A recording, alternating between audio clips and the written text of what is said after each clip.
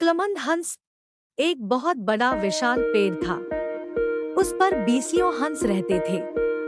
उनमें एक बहुत सियाना हंस था, बुद्धिमान और बहुत दूरदर्शी। सब उसका आदर करते ताऊ कहकर बुलाते थे। एक दिन उसने एक नन्ही सी बेल को पेड़ के तने पर बहुत नीचे लिपटते पाया।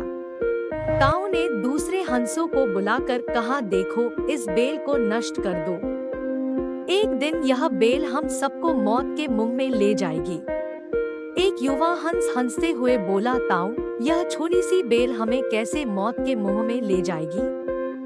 सियाने हंस ने समझाया, आज यह तुम्हें छोटी सी लग रही है, धीरे धीरे यह पेड़ के सारे तने को लपेटा मारकर ऊपर तक आएगी। फिर बेल का तना मोटा होने लगेगा और पेड़ से चिपक जाएगा। तब नीचे से ऊपर तक पेड़ पर चढ़ने के लिए सीढ़ी बन जाएगी। कोई भी शिकारी सीढ़ी के सहारे चढ़कर हम तक पहुंच जाएगा और हम मारे जाएंगे। दूसरे हंस को यकीन न आया, एक छोटी सी बेल कैसे सीढ़ी बनेगी?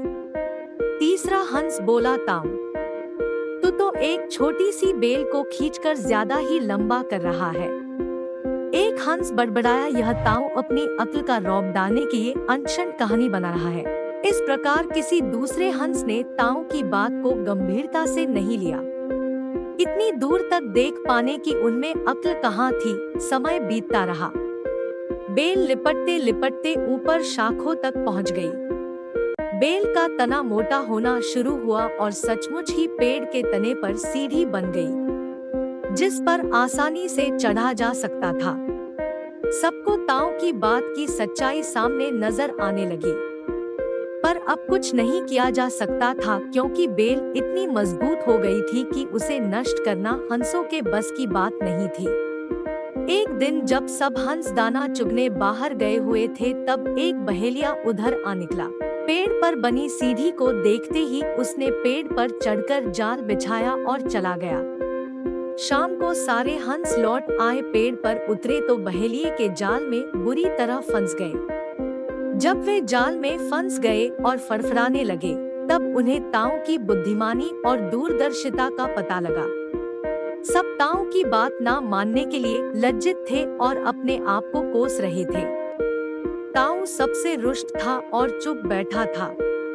एक हंस ने हिम्मत करके कहा, ताऊ, हम मूर्ख हैं, लेकिन अब हमसे मुंह मत फेरो। दूसरा हंस बोला, इस संकट से निकालने की तरकीब तू ही हमें बता सकता है। आगे हम तेरी कोई बात नहीं टालेंगे। सभी हंसों ने हामी भरी। तब ताऊ ने उन्हें बताया, मेरी बात ध्यान से सुनो। सुबह जब बहेलिया आएगा, तब तुम सब मुर्दा होने का नाटक करना। बहेलिया तुम सबको मुर्दा समझकर जमीन पर रखता जाएगा, वहाँ भी मरे समान पड़े रहना। जैसे ही वह अंतिम हंस को नीचे रखेगा, मैं सीटी बजाऊंगा। मेरी सीटी सुनते ही सब उड़ जाना। सुबह बहेलिया आया। हंसों ने वैसा ही किया जैसा ताऊ ने समझाया था। सचमुच बहेलिया हंसों को मुर्दा समझकर जमीन पर पटकता गया। बहेलिया ने जैसे ही अंतिम हंस को जाल से निकालकर जमीन पर रखा, ताऊ ने सीटी बजा दी। सीटी की आवाज सुनते ही सारे हंस उड़ गए। बहेलिया अवाक होकर देखता रह गया। कहानी से सीख, बुद्धिमानों की सलाह गंभीरता से लेना चाहिए।